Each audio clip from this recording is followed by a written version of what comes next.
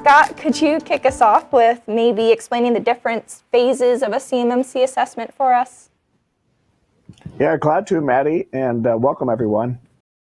So the CMMC assessment really has four major steps or phases. The first is the planning and preparation phase, which is where the scope gets nailed down, roles are assigned, logistics are handled, and the organization seeking certification, otherwise known as the OSC, another acronym that we all have to get used to, that would be your company if you're pursuing certification.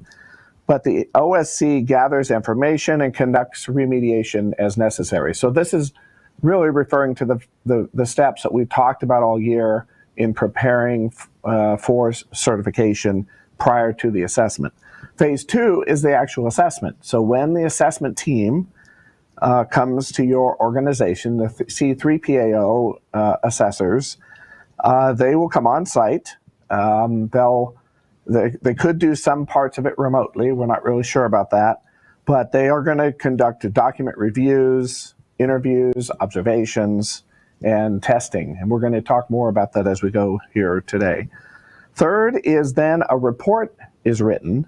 So following the assessment, the assessment team sits down, consolidates all their findings, determine what the result is, prepares a final report, and then that assessment report is then handed off to the C3PAO at their office. And then once the assessment report is published, received, I should say, by your company, the OSC, then there's the closeout of POAMs and assessment. So if there are gaps, then those closeouts, you're going to close out any open items or discrepancies.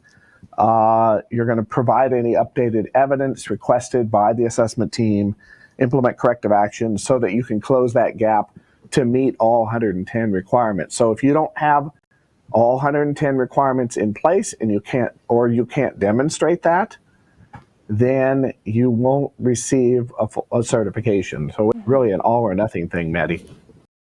Thank you for watching this video to the end.